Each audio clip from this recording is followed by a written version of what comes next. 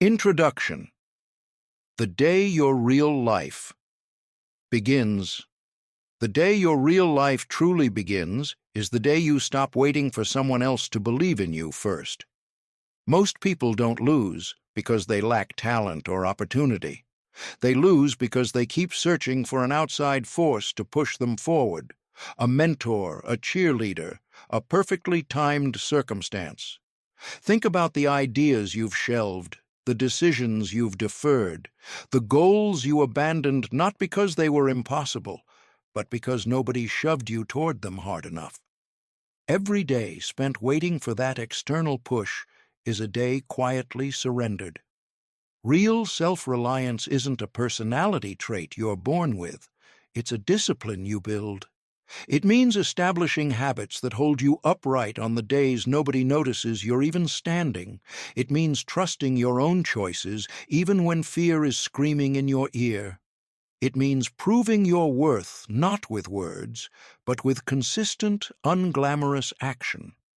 This isn't theory.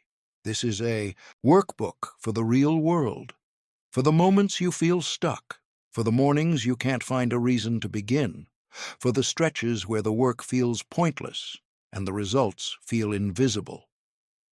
This book is about learning to carry yourself, to build what I call an iron armor of confidence. One decision, one habit, one honest reckoning at a time. Most people wait for the right moment. They wait for someone to tell them it's time. But if you spend your whole life waiting for someone else to hand you permission, you may very well wait forever. Nobody can wear your shoes. Nobody can walk your miles. Progress only begins with the sentence, "I'm starting now." Think about how many opportunities have slipped away because of hesitation. The skill you meant to learn, the business you meant to start, the health you meant to reclaim, the relationship you meant to repair. You kept saying tomorrow, and tomorrow kept cooperating. Independence starts with acting without asking for permission. Being dependent on encouragement is like handing the remote control of your life to someone else. The moment the applause stops, and it always does, you freeze. The world is busy. Nobody is going to stand next to you every single day and push you forward. That means the person who gets up and gets to work has to be you. A simple question can transform your mornings. What is one concrete thing I will do today that nobody has to remind me to do? It might be a workout. It might be 10 pages of reading. It might be returning a long overdue call or finally clearing your desk. What matters isn't the size of the action. What matters is that you chose it and that you don't need an outside trigger to complete it. Every repetition strengthens the muscle of self-reliance. Think about the person who waits to feel motivated before getting out of bed versus the person who splashes water on their face and starts their routine anyway. Life rewards the second person, not because they're smarter or luckier, but because they stopped waiting. Self-respect grows from keeping the promises you make to yourself. Every time you say you'll do something and don't, your mind learns to distrust your own words. Every time you say you'll do something and follow through, you build a private reserve of confidence that no applause from the outside world can match. The illusion of the perfect moment quietly dies when you understand this. Conditions are rarely ideal. The economy may be rough.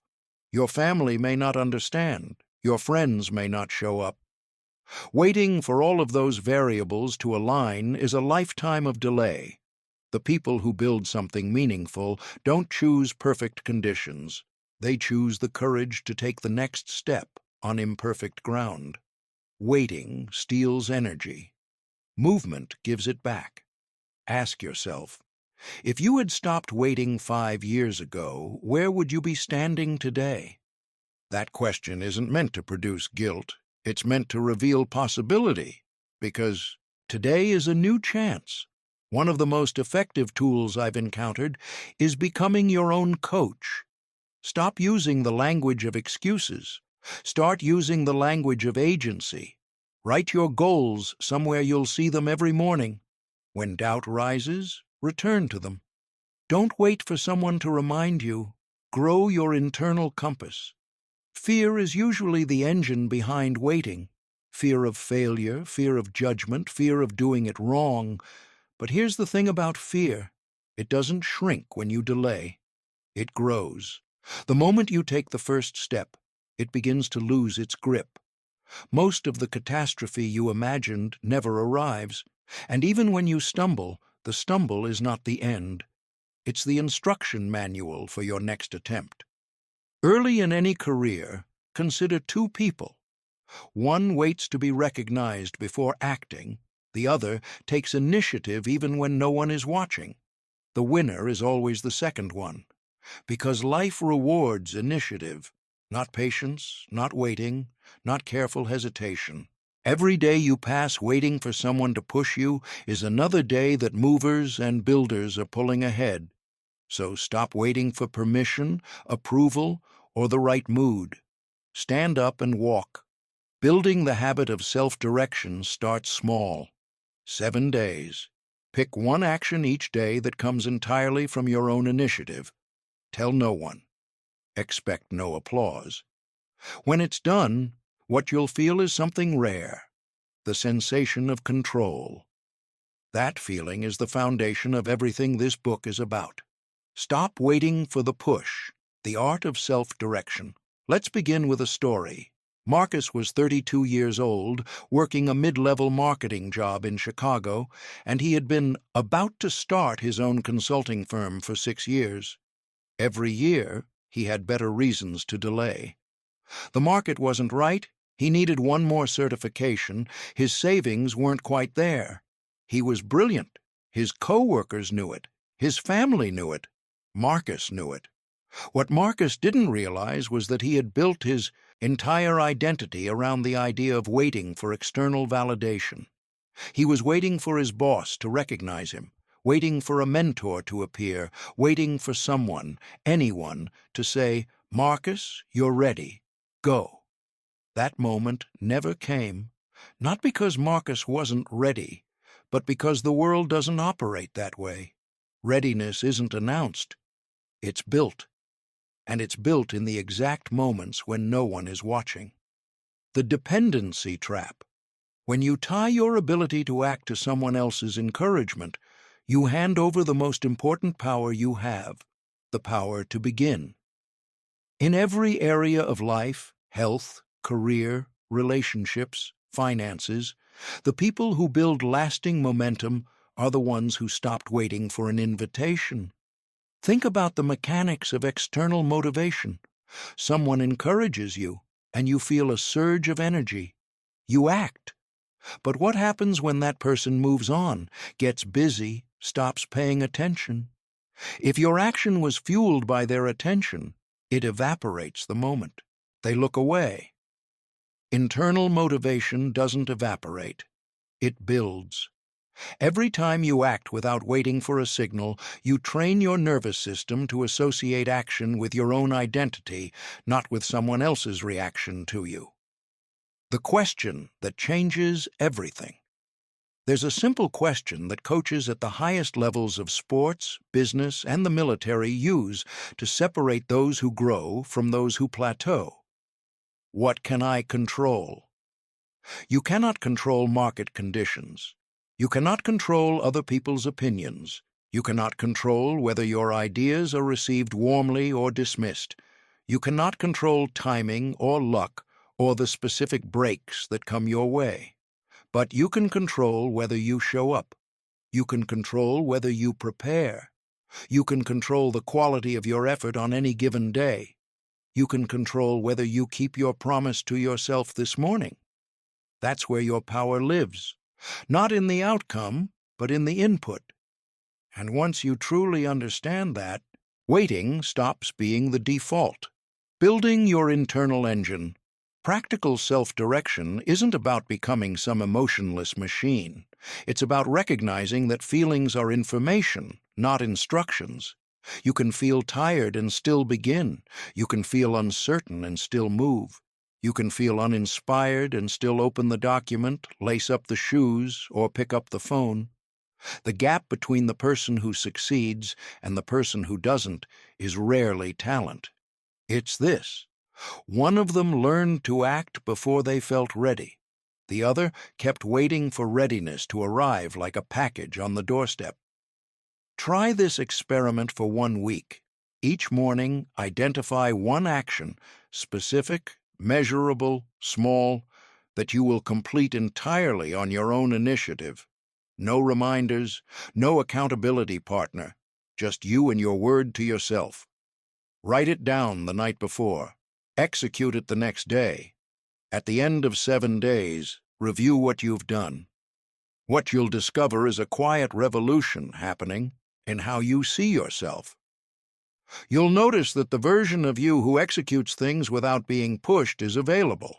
That person isn't waiting for better conditions. That person is already here. Self-respect is ultimately a product of self-kept promises. The irony is that most people look for self-confidence in the mirror, in their achievements, in what others say about them. But real confidence, the iron-forged kind that doesn't rust when conditions change, comes from one place only: the private record of times you said you'd do something, and you did it. Start building that record today. One action, no fanfare, no audience, just the quiet satisfaction of a human being who has decided to stop waiting and start building.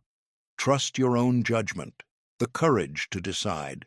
Sarah grew up in a small town in rural Ohio, the daughter of a hardware store owner and a school teacher. From the time she was 12, she wanted to be an architect. Not because anyone encouraged her. In fact, most people in her life encouraged her toward something more practical.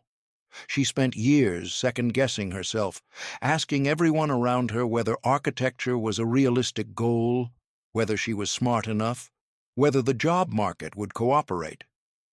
By the time Sarah was 30, she had a degree in accounting, a stable job she was quietly miserable in, and an architectural drawing she'd sketched at 22 still pinned above her desk. She had outsourced every major decision to the collective opinion of people who cared about her, but who couldn't live her life for her. The moment she stopped asking for permission and started trusting her own reading of the situation was the moment everything changed. The noise of other people's opinions. We live in a world louder than any in human history. Social media, group chats, comment sections, and unsolicited advice from people who have never tried what you're attempting. All of it floods the space where your own judgment is supposed to live. Trusting your own judgment doesn't mean becoming arrogant or dismissing the experience of others. It means filtering. It means listening to insight from people who have relevant experience, weighing it against your own values and circumstances, and then, crucially, making the final call yourself. Because here's the truth that nobody tells you clearly enough. The consequences of your decisions land on your life, not on the lives of the people who advised you. When someone confidently tells you to go left and you go left and it falls apart, they're not the ones who have to rebuild. You are. That accountability should be terrifying, but it's also liberating, because when you accept full ownership of your decisions, you also gain full ownership of your direction, the biology of fear and the logic of choice. Here is something worth understanding about the fear you feel in the moment of decision. It is largely physiological, not rational. The sweaty palms, the racing heart, the tight chest. These are the same physical signals your body generates for genuine danger and for important choices. Your nervous system doesn't distinguish particularly well between "I'm about to be attacked" and "I'm about to make a decision that matters." Knowing this changes how you interpret those signals. When your body sends an alarm before a big decision, you don't have to read it as "this is dangerous." You can learn to read it as "this matters to me. That's why I'm feeling this." That reframe is not a trick. It's a biological reality, and it allows you to move forward with the signal rather than being paralyzed by it. When you step forward despite the trembling, your brain receives updated information. The catastrophe didn't happen. The data corrects itself. The fear begins to quiet. And the next time a similar choice appears, the fear is slightly smaller, your confidence slightly larger. Building a judgment. You can trust judgment, like any other skill, improves with deliberate practice. Here's what that practice looks like in daily life. Start small. In the course of any given day, there are dozens of micro-decisions you typically outsource to other people or to habit. Which task to tackle first? How to respond to a difficult email? Whether to say something in a meeting? Begin making those decisions consciously and intentionally, and then tracking the outcomes. At the end of each week, spend 10 minutes in honest review. Which decisions proved sound? Which ones fell short? What did you learn? This isn't about judging yourself harshly. It's about building an evidence base, a private record of your own judgment in action that you can return to when fear tells you you can't be trusted. Create a written values document, not a vision board, a document. List the 5 or 6 things that matter most to you, non-negotiable. When a decision arises, run it through those values explicitly. Does this choice move me toward what I've said? Matters? Does it compromise something I've declared essential? This process slows you down enough to hear your own signal above the noise of other people's expectations. The most paralyzing myth about judgment is that you have to be certain before you can commit. You don't. Certainty at the level of 100% is almost never available outside of mathematics. Judgment is the ability to act with enough information in alignment with enough of your values to move forward, and to adjust as new information arrives. You will be wrong sometimes. That's not a flaw in the system. That's how the system works. The people who build lives of genuine confidence are not the people who never make mistakes. They're the people who make the mistake, extract the data, recalibrate, and keep moving. They don't camp out in shame. They treat the error as an update, not a verdict. When the loudest voices are the ones you love, sometimes the most difficult source of external noise isn't strangers on the internet. It's the people who love you most, a parent who worries about your financial security, a spouse who fears the risk, a friend who can't imagine doing what you're describing. Their concern is real. Their love is real. And it deserves acknowledgement. But their fear is not your instruction manual. The useful question to ask when someone you love raises an objection is, does this objection come from a place of relevant experience and wisdom that I haven't yet considered? If yes, take it seriously, integrate it, and let it sharpen your thinking. If it comes primarily from their own fear of change, that's information about them, not a verdict about you. You can love someone deeply and still walk a different road than the one they'd choose for you. In fact, the most respectful thing you can do for the people who care about you is to live with enough integrity and conviction that they eventually trust your judgment, even when they don't share it. The line you're learning to walk is this: I will listen, I will consider, I will be genuinely open to being wrong, and then I will decide. Stand in your own corner. The practice of self-defense.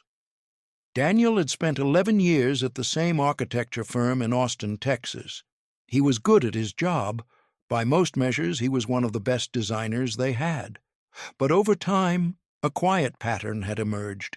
His ideas were frequently presented by his senior colleagues as their own. His contributions went uncredited in client meetings. When a high-profile project he had essentially designed single-handedly won an award, his name appeared nowhere in the press release. Each time it happened, Daniel stayed quiet. He told himself he didn't want to be seen as difficult. He didn't want to rock the boat. He told himself it would get better, that people would notice on their own. Instead, it got worse. And slowly, without realizing it, Daniel began to believe, in some deep, inarticulate way, that his work wasn't worth defending. There is nothing passive about that kind of silence. It is a decision, and like all decisions, it has consequences. The price of silence. Every time you stay quiet when you should have spoken, you send a message to your own nervous system. My worth is not worth protecting. That message accumulates. Over weeks, months, years, it becomes a belief, a subterranean conviction that shapes how you carry yourself, how you negotiate, how you respond to disrespect. The people around you learn from your behavior, not your preferences. If you accept poor treatment consistently, you teach others that poor treatment is acceptable. If you draw clear lines, calmly, directly, without aggression, you teach others where you stand. The boundary itself is the lesson. This is not about becoming combative. The people with the most durable authority in any room are almost never the loudest. They are the clearest. They know what they stand for. And when that ground is challenged, they don't erupt. They simply, steadily hold their position. Knowing what you're defending, before you can protect something, you have to know what it is. Most people skip this step, which is why they hesitate in the moment. They know something feels wrong, but they can't quickly articulate why. And in the gap between the feeling and the words, the moment passes.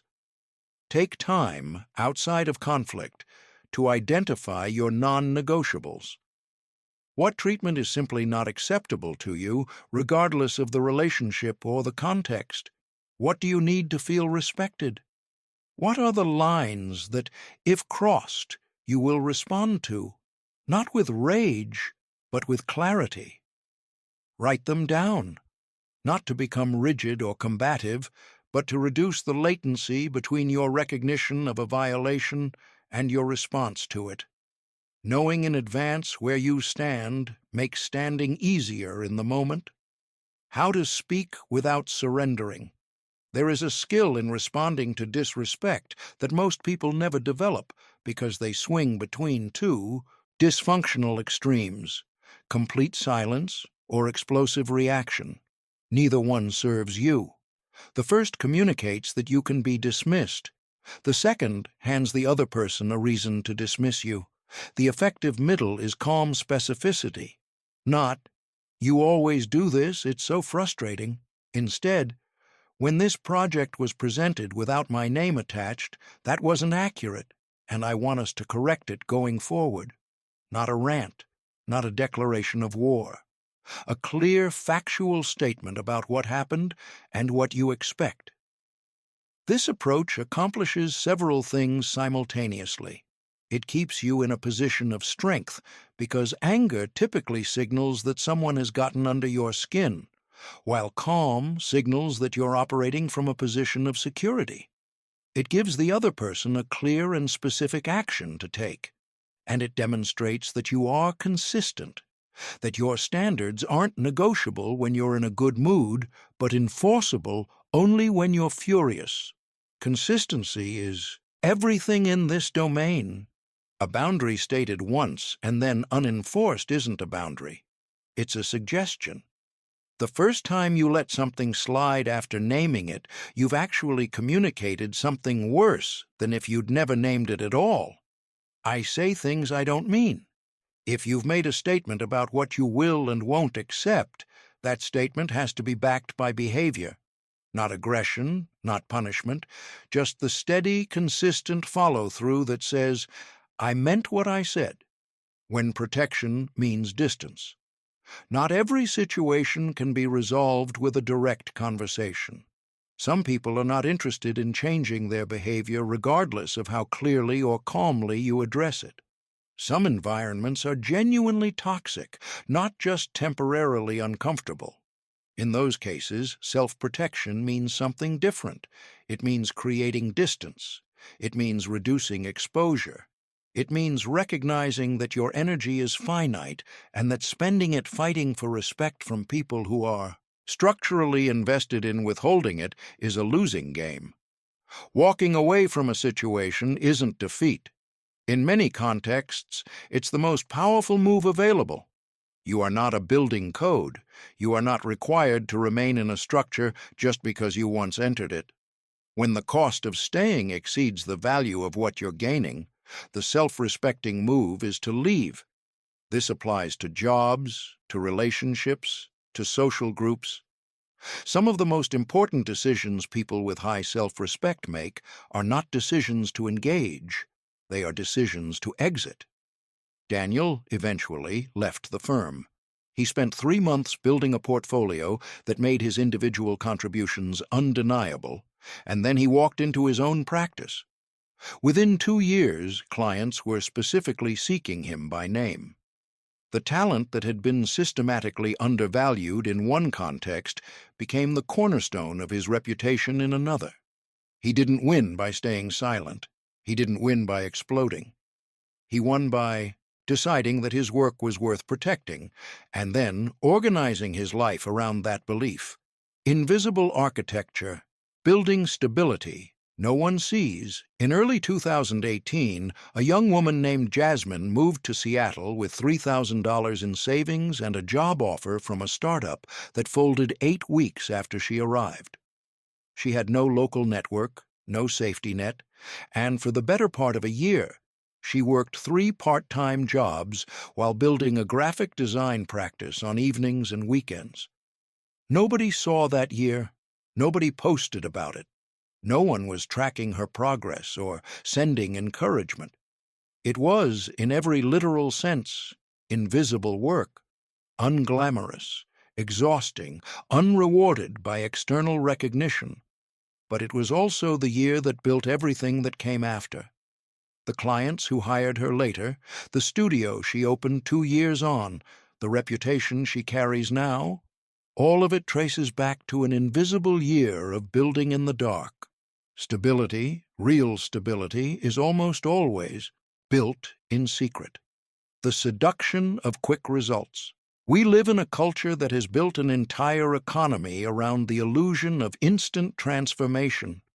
30 days to a better body, 6 weeks to financial freedom, the weekend workshop that changes everything.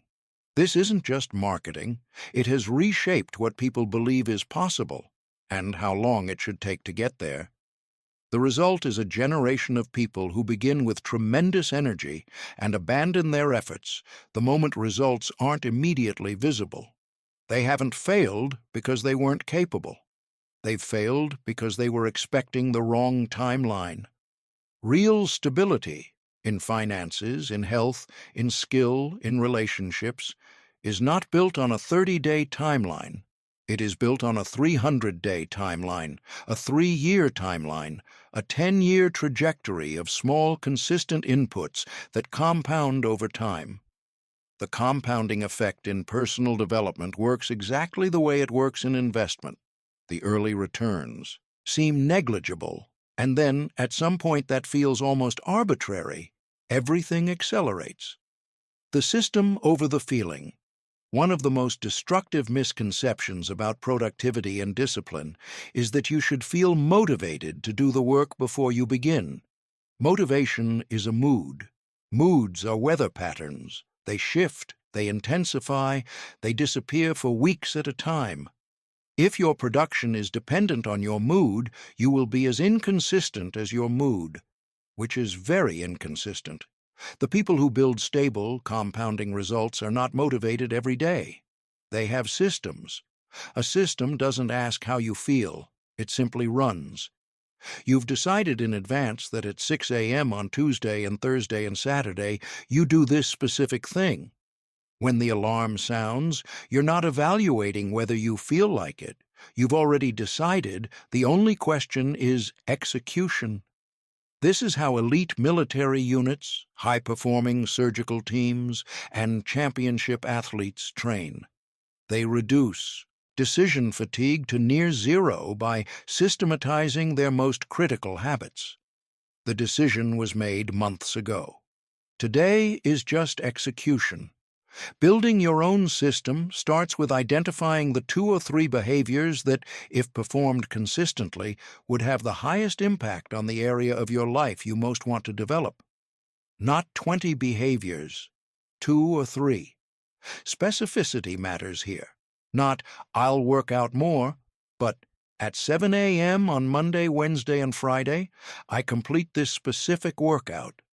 The specificity removes the negotiation.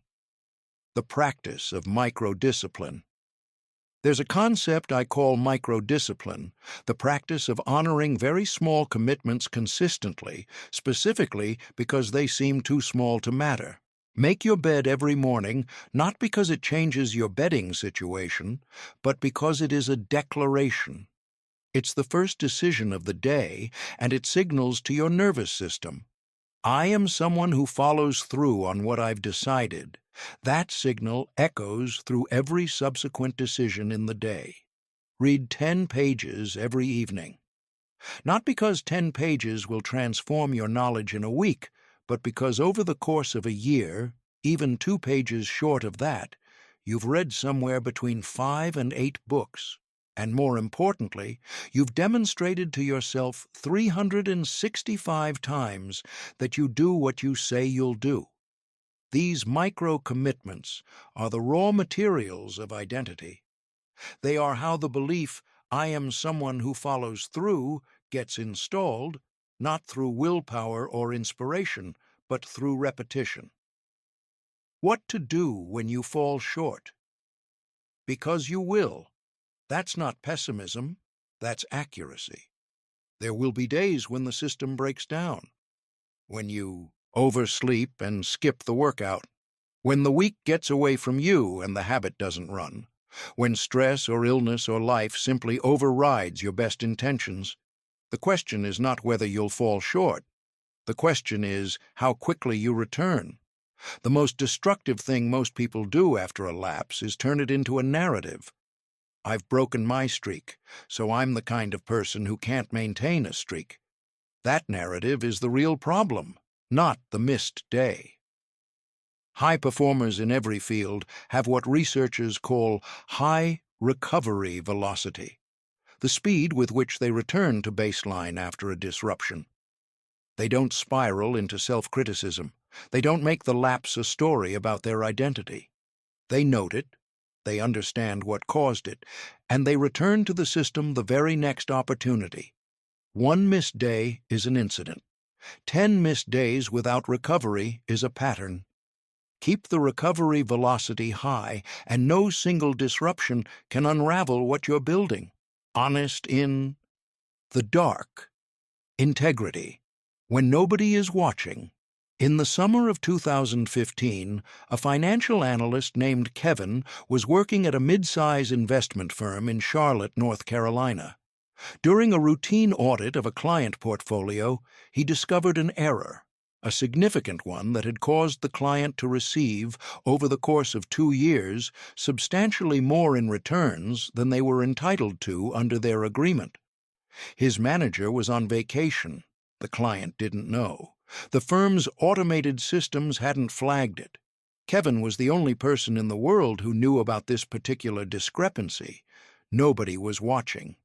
The easy thing, the comfortable thing, would have been to let it slide. After all, correcting it would require a conversation that would be uncomfortable for everyone involved and might even reflect poorly on Kevin's department. Kevin reported it immediately. His manager returned. The error was corrected, and the client was notified. The client, rather than being upset, became one of the firm's most loyal accounts, specifically because of how the situation was handled. Kevin was promoted within 18 months, but that's not the most important part of the story. The most important part is what happened inside Kevin during the 24 hours before he made the call. He sat with the weight of knowing, and in that knowing, he found out something essential about himself. The private court. There's a court that never recesses, a judge who never looks away, and a record that never gets expunged. It lives inside you. You may call it conscience, integrity, character, or simply self-awareness. But whatever name you give it, it keeps a precise accounting of every private decision you make. When you cut corners nobody sees, it marks the ledger. When you honor a commitment nobody is enforcing, it marks the ledger. When you claim credit you didn't earn, it marks the ledger. When you do the right thing in a situation where doing the wrong thing would have been completely undetectable, it marks the ledger. This ledger doesn't determine your external reputation. It determines something more important, the degree to which you trust yourself. And self-trust, not achievement, not applause, not recognition, is the actual currency of confidence. The self-deception, tax. Of all the ways people undermine their own confidence and stability, self-deception may be the most insidious because it's the most invisible. Unlike procrastination, which you can see and measure, self-deception operates in the gaps between your story about yourself and what's actually happening. "I'm doing my best" is a statement that requires genuine scrutiny, because sometimes it's true, and sometimes it's a comfortable story that insulates you from the discomfort of realizing you're not doing your best, and that a change in approach is urgently needed. The habit of honest self-inventory, taking a few minutes at the end of each day to ask, "Was I honest today? Did I cut corners I told myself didn't count? Where did I avoid the harder thing by telling a story about why it was acceptable?" is one of the most powerful practices available to anyone who wants to build genuine confidence. Because you cannot build a tall, stable structure on a crooked foundation. Every act of self-deception is a compromise to the foundation, and the building will eventually reflect it. The habit of doing the right thing. Anyway, small, unwitnessed decisions about integrity compound in the same way that financial investments do. Every private decision to do the right thing, to report the error, to return the extra change, to acknowledge the mistake, to do the full workout when half would have been undetectable, is a deposit. Every small compromise is a withdrawal. Over time, the balance in that account determines how you walk into rooms, whether you look people in the eye, whether your voice carries conviction when you speak, whether you feel entitled to take up space. People sometimes mistake the confidence of high-integrity individuals for something innate, for charisma or native boldness.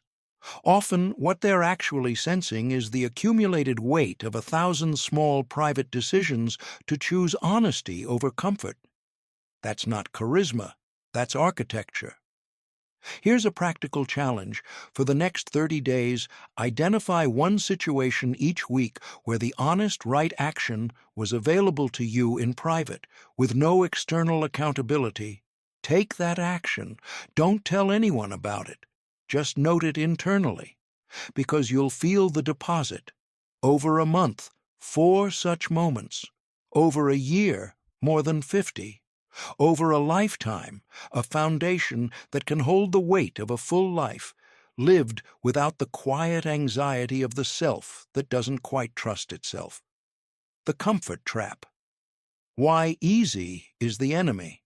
In the late 1990s, researchers at a major university ran a study on what they called the effort paradox, the counterintuitive, finding that humans often report greater satisfaction and meaning from activities that required more effort than from activities that were easy or comfortable. The research showed that the brain's reward systems are more activated by earned outcomes than by given ones. We already know this, somewhere deep in our intuition. The vacation that required sacrifice to afford feels more precious than the one that came for free. The relationship that required patience and courage feels more sustaining than the one that required nothing. The achievement that came through grinding, difficult, unrecognized work feels more real than the one that arrived easily. Comfort, in other words, is not your friend, at least not as a steady diet. It is a short-term relief system that, when overindulged, becomes the most effective way to quietly destroy everything you're trying to build. How comfort speaks. Comfort is not loud. It doesn't announce itself as the enemy of your potential. It whispers. It's reasonable. It has 1,000 excellent justifications. You've been working hard. You deserve a break. This one exception won't matter. It's cold this morning, and missing one workout isn't the end of the world. Start tomorrow. None of these thoughts are inherently wrong. Rest matters. Exceptions happen. But the problem is that comfort doesn't negotiate from a position of honesty about cumulative cost.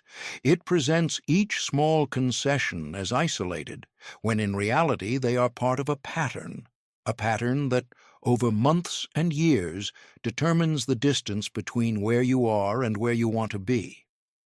Every successful person you've admired has a relationship with discomfort that the rest of us haven't yet developed. They are not immune to the pull of the easier path. They feel it the same way you do. The difference is that they've learned to recognize the pull for what it is, not wisdom, not self-care, not intelligence, but comfort doing its job, which is keeping you where you are. Consistency is the radical act. In a culture that celebrates transformation, radical change, and overnight success stories, consistency is profoundly unsexy. Nobody posts about the Tuesday afternoon they stayed home and worked on their project instead of going out. Nobody goes viral for showing up to the gym for the 432nd time. But consistency is where the real magic lives, not the intense 2-week burst that creates dramatic early results and then collapses, not the motivational surge after a powerful talk or a book that fires you up, the quiet, unglamorous, entirely unremarkable act of showing up again and doing the thing, again because you've decided it matters, again. Researchers studying high performers across domains, from chess to surgery to competitive athletics, find that the variable most predictive of elite performance is not talent, not IQ, not the quality of early training. It is accumulated practice hours, which is simply another way of saying it's consistency over time. You can't shortcut it, you can't compress it. You can find ways to practice more deliberately and efficiently, which helps, but there is no replacement for the cumulative weight of repeated action applied over time. Motivation is a guest. Discipline lives here. Here is one of the most practically important shifts you can make. Stop thinking of motivation as a prerequisite for action, and start thinking of it as an occasional visitor that's nice to have but not necessary. On the days motivation arrives, when you feel energized, clear-headed, inspired, use it. Go harder than usual, push further, accomplish more. Motivation is a tailwind. Run with it when it's available, but on the days it doesn't show, and there will be many such days, fall back on your system. Fall back on the habit. Fall back on the identity-level decision that this is what you do, regardless of how it feels today. The person who can work when they don't feel like it has an almost unfair advantage over the person who can only work when conditions are right, because conditions are only occasionally right. The rest of life is Tuesday afternoon, slightly tired, slightly distracted, with a dozen things competing for attention and no particular inspiration available. That's where games are won, not in the highlight moments, in the Tuesdays. The deeper cost of choosing easy. Here is the honest accounting that comfort never wants you to do. Every time you choose the easier option, the sleep-in, the skipped session, the postponed conversation, the avoided risk, you pay 2 costs. The obvious cost, the work not done, the progress not made. And the hidden cost, a small withdrawal from the account of self-trust. Your nervous system is always running an assessment of your reliability. Every time you follow through on what you said, the assessment improves. Every time you don't, it downgrades. This assessment isn't verbal. It isn't something you consciously think about, but it shows up in the quality of your confidence, in your willingness to make commitments, in the ease or difficulty of trusting yourself the next time. The uncomfortable truth is that the people who feel the most confident in their own capabilities are usually not the people who have the best circumstances, the most talent, or the most encouragement. They're the people who have the cleanest private record, the people who, in the moments nobody was watching, chose the harder thing anyway. That is the real foundation of iron armor, not the impression you project, not the image you maintain. The private record of who you've been when there was no audience, no reward, and no reason to perform. Your own compass, living beyond other people's approval. In 2009, a young woman named Elena left a prestigious law firm in New York City to open a bakery in Brooklyn. She had passed the bar, had 3 years of corporate experience, and by every external measure was on a track that her family and professors considered close to ideal. The response from her world was not subtle. Her parents were baffled. Several of her colleagues thought she was having some kind of breakdown. A former professor actually emailed, to suggest she reconsider. Elena opened the bakery.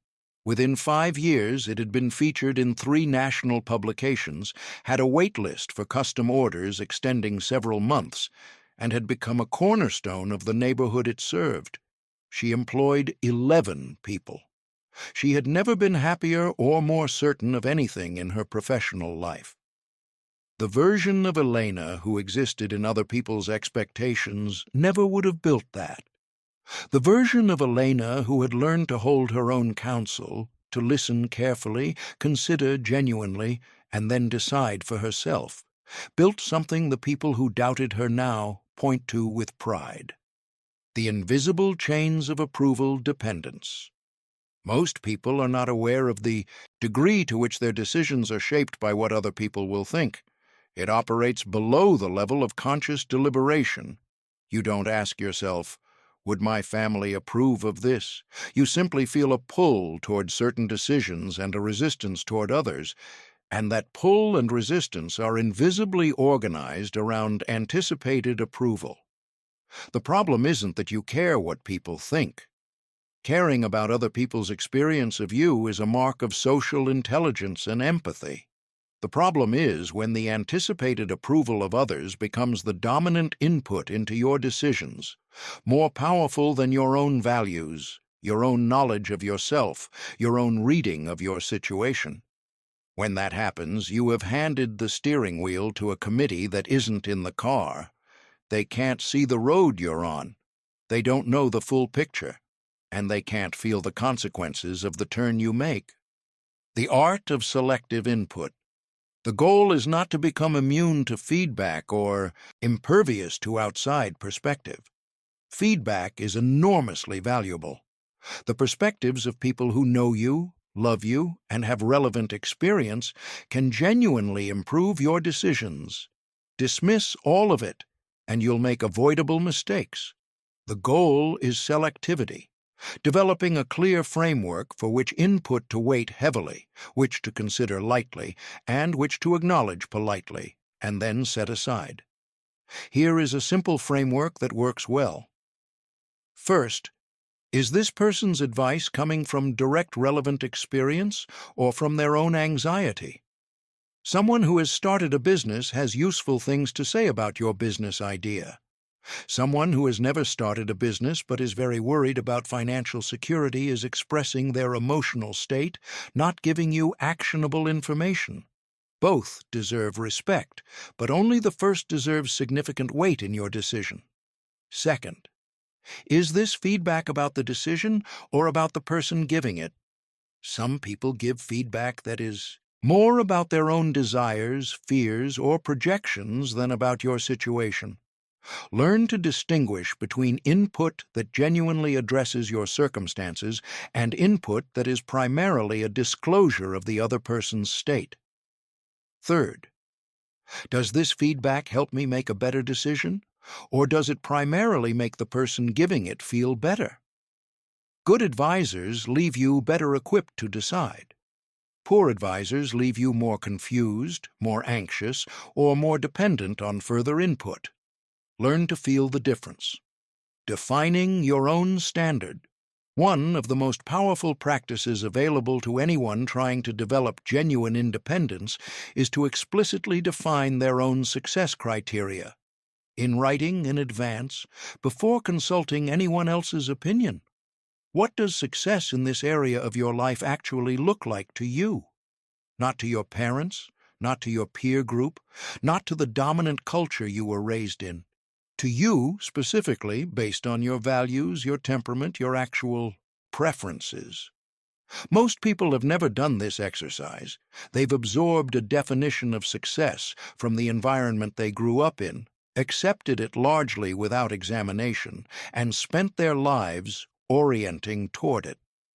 Then they reach some version of the destination they were aiming for and discover the view from the top is deeply unsatisfying, because it was never actually what they were after. Write down what a genuinely good day looks like for you.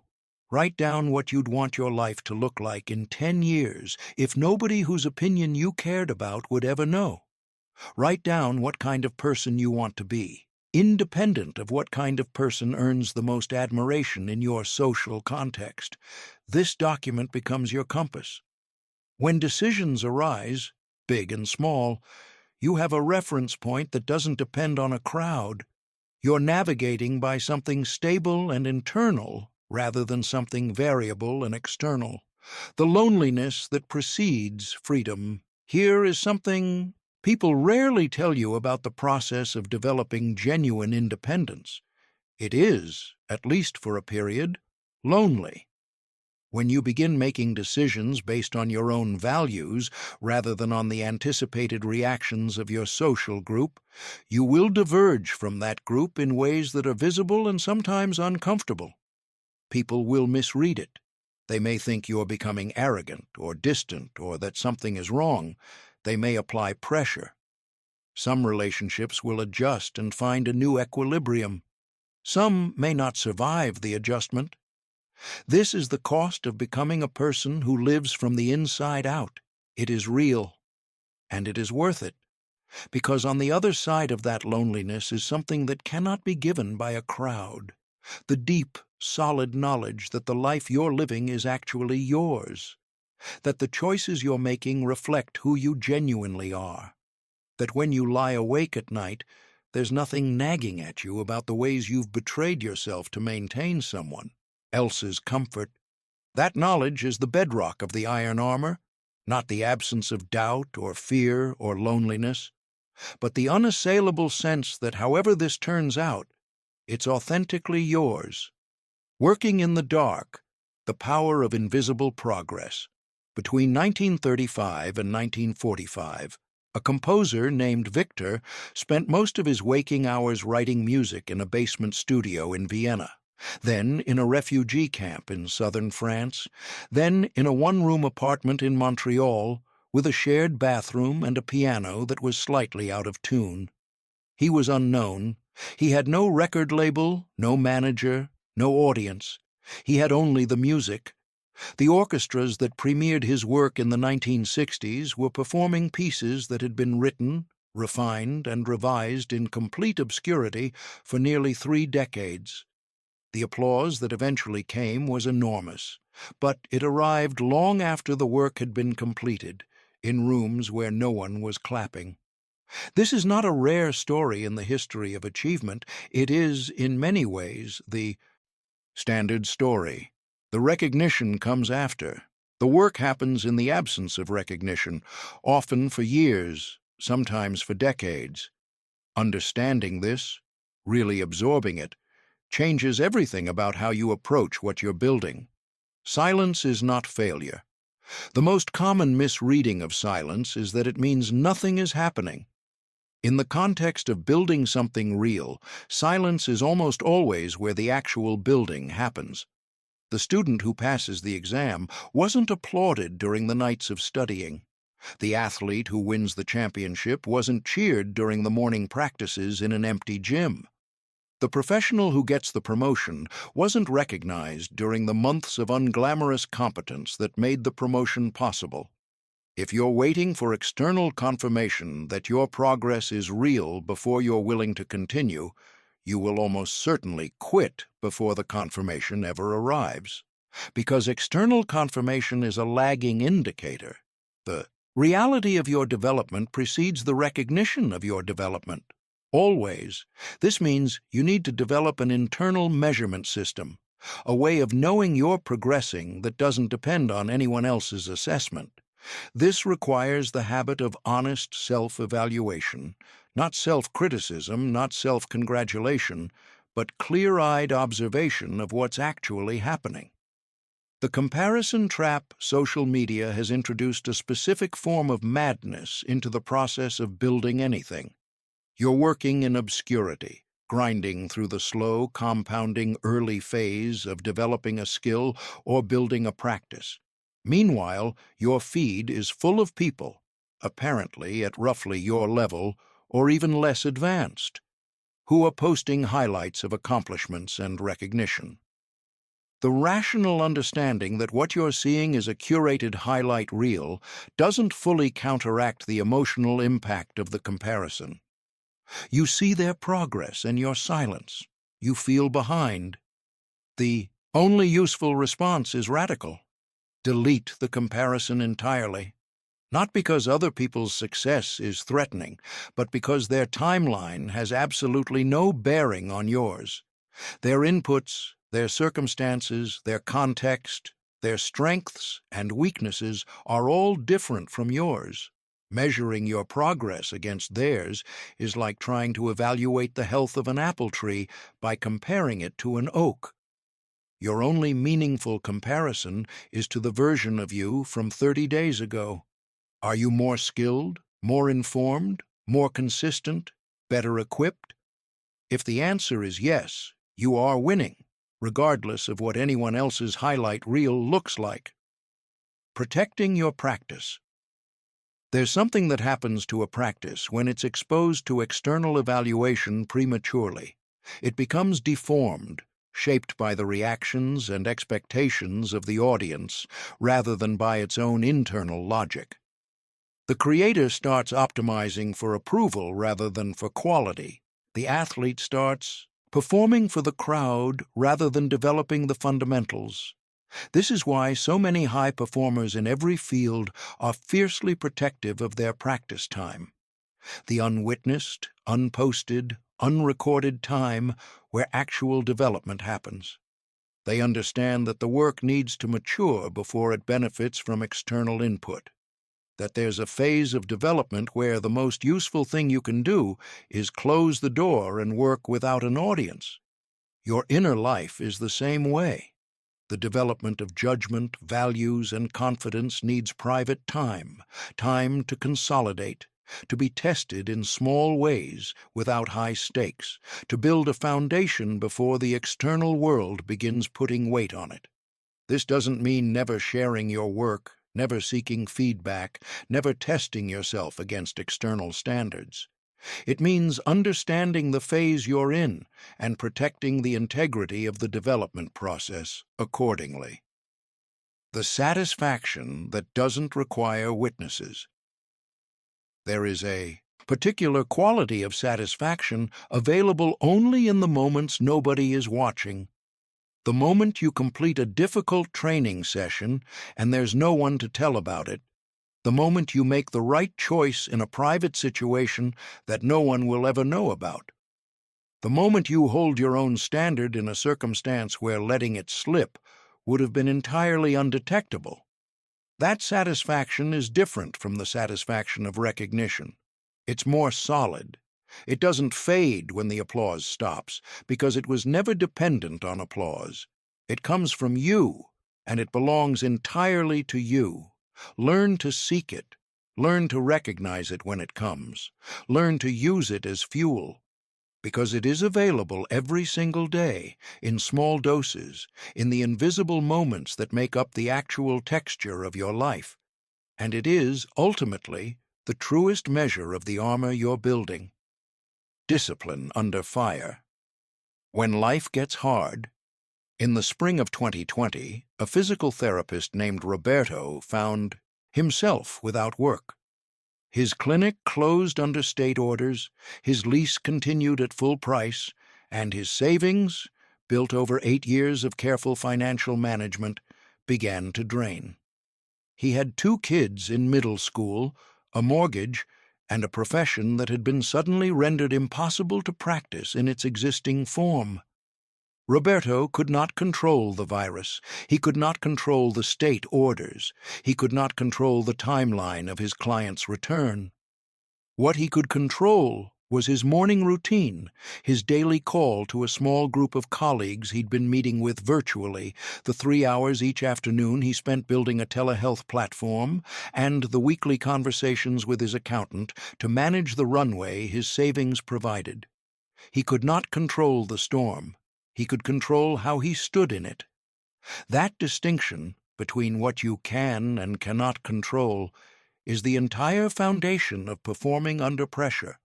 And discipline in those circumstances is not about being unmoved by difficulty. It's about doing the actionable thing when being paralyzed would be completely understandable. Pressure and the loss of executive function. The neuroscience of stress is relevant here because it explains why people who are normally disciplined and capable can become suddenly paralyzed when circumstances turn against them.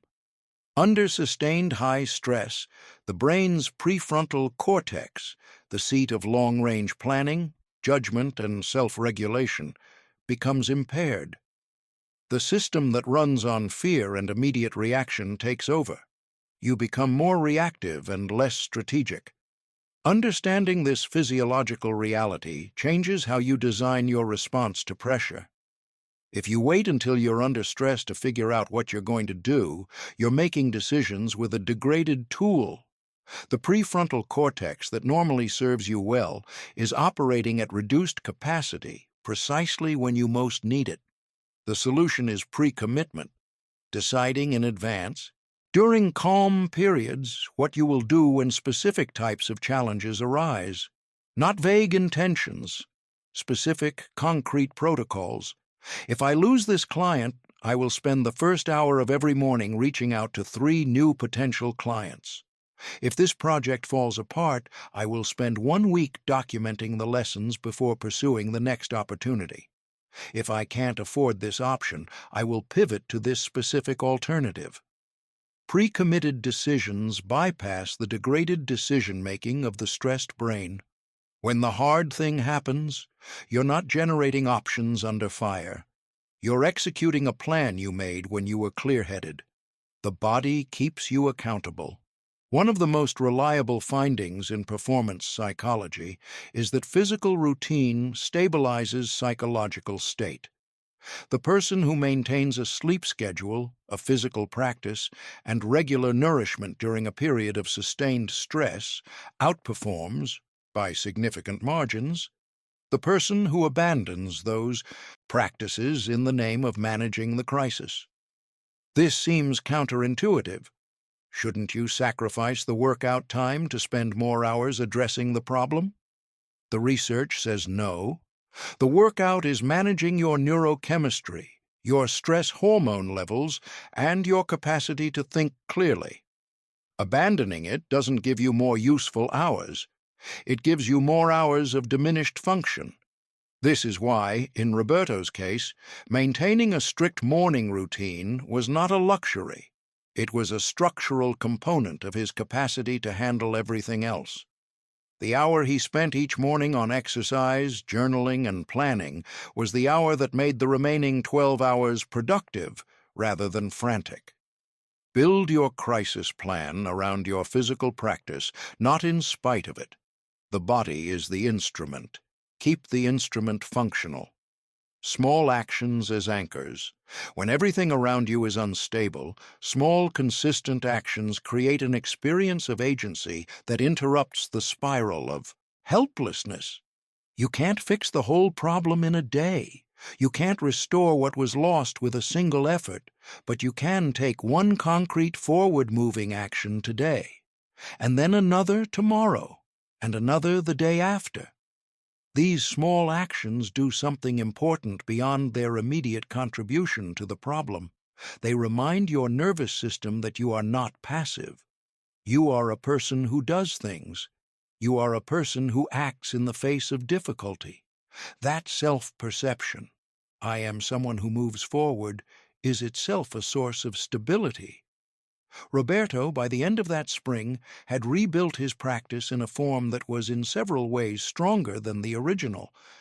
Not because the crisis was easy, it wasn't, but because his discipline gave him enough stability to see what was possible within the constraint and enough momentum to build it. That's what discipline under fire actually produces, not the absence of suffering, but the presence of direction. Not immunity to loss, but the capacity to build what's next. The proof is in the doing, results as the language of confidence. There's a particular kind of confidence that's immediately recognizable and almost impossible to fake. The confidence of someone who has done the thing. Not the confidence of someone who has read about it or plans to do it or has strong opinions about how it should be done. The confidence of someone who has stood in the reality of it and come out the other side. This is the confidence we are building toward. Not the performed version that crumbles under scrutiny, but the version that holds because it's connected to actual experience. The gap between intention and evidence. Most people have a much better story about themselves than the evidence supports. This isn't vanity or self-deception in the pejorative sense. It's just that human beings are naturally better at evaluating intentions than outcomes. We feel the quality of what we meant to do, and that feeling registers as evidence of who we are, regardless of whether the doing actually happened. This gap between intention and evidence is where confidence goes to die. Because the subconscious mind is keeping a different kind of record. It doesn't track intentions, it tracks execution. Every time you close that gap, every time you do the thing you said you'd do, you're depositing into the account of genuine self-trust. Every time you leave it open, the account drains. The practical implication is stark. The fastest path to building real confidence is not to read more about confidence, or to understand it more deeply, or to feel inspired about what's possible. It is to execute, to close the gap between intention and action, repeatedly, consistently, in small and large things alike. Small victories and the accumulation of evidence. There's a reason coaches across disciplines begin with deliberately achievable goals. It's not to avoid challenge, it's to build the evidence base that makes larger challenges viable. The athlete who succeeds at smaller goals has now generated neurological and psychological evidence that success is available to them. The athlete who begins with the championship before they've won a match has built no such evidence. Design your own evidence-building process intentionally. Choose targets that are meaningful but clearly achievable within your current capabilities and execute on them with full commitment. Then choose slightly larger targets. Build the record of follow-through deliberately, the way a builder lays a foundation, methodically, solidly, before placing weight.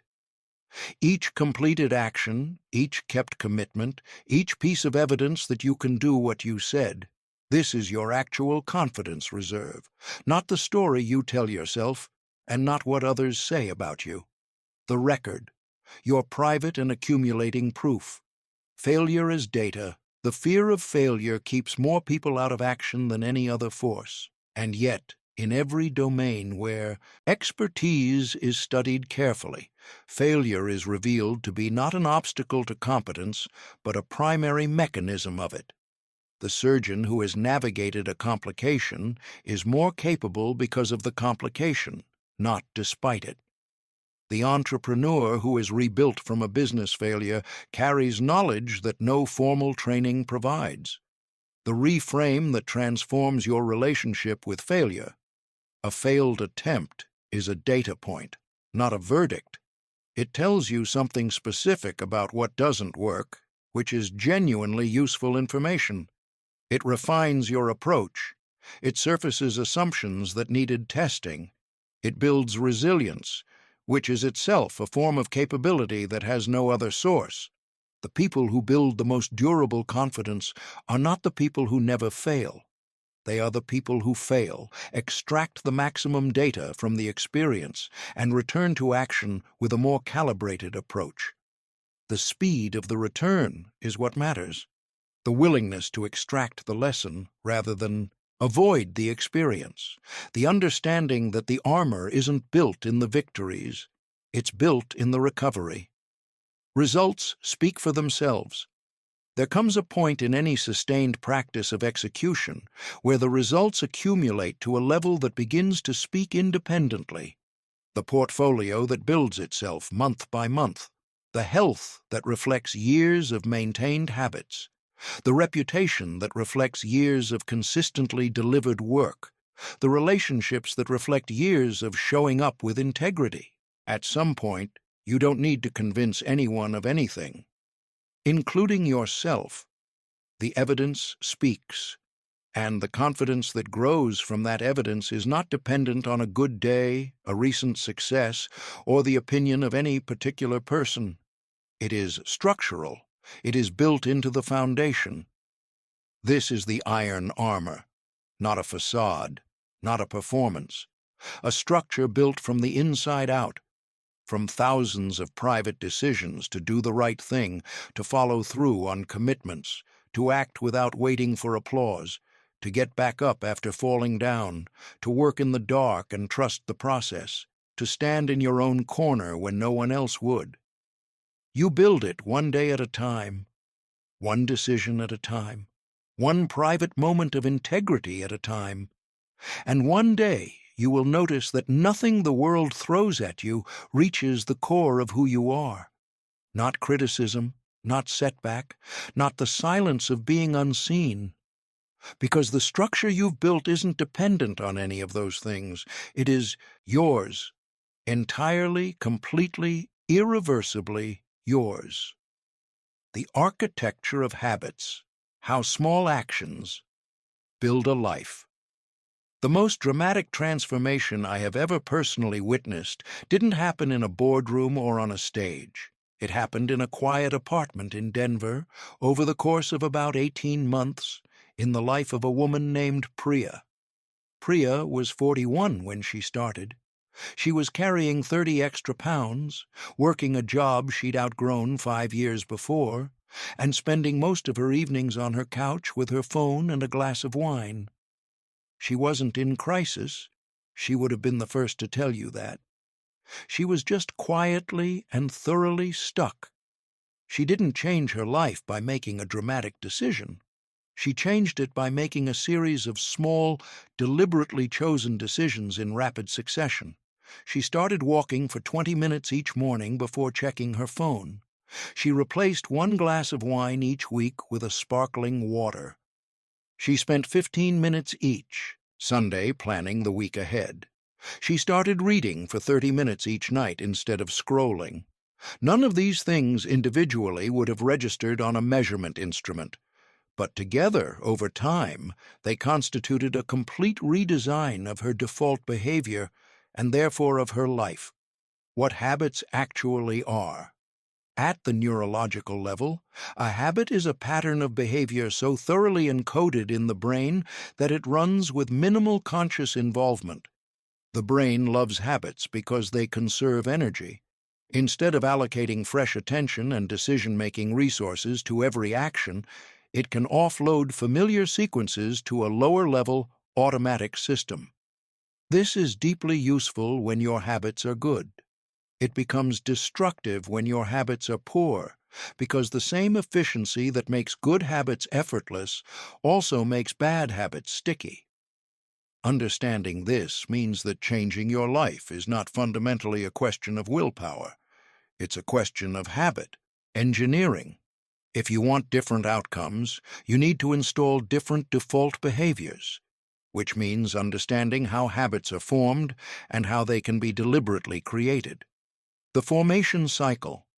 Habits form through a three-part cycle: a cue that triggers the behavior itself, the routine, and a reward that reinforces the pattern. To install a new habit, you need to identify or create a reliable cue, define the specific behavior you want to become automatic, and ensure that there's a rewarding experience, even a small one, at the end. The most effective cues are temporal, at 6:30 a.m., location-based, when I sit at my desk, or tied to existing habits, after I pour my coffee. These cues are reliable and don't require you to generate motivation. They simply trigger the sequence. The most common mistake in habit formation is trying to install too much at once. The brain needs to consolidate each new pattern before adding another. One new behavior at a time, practiced until it becomes genuinely automatic, typically a period of several weeks to several months, depending on complexity, is far more effective than attempting a comprehensive overhaul. Environment as architecture. The most underutilized tool in behavior change is environmental design.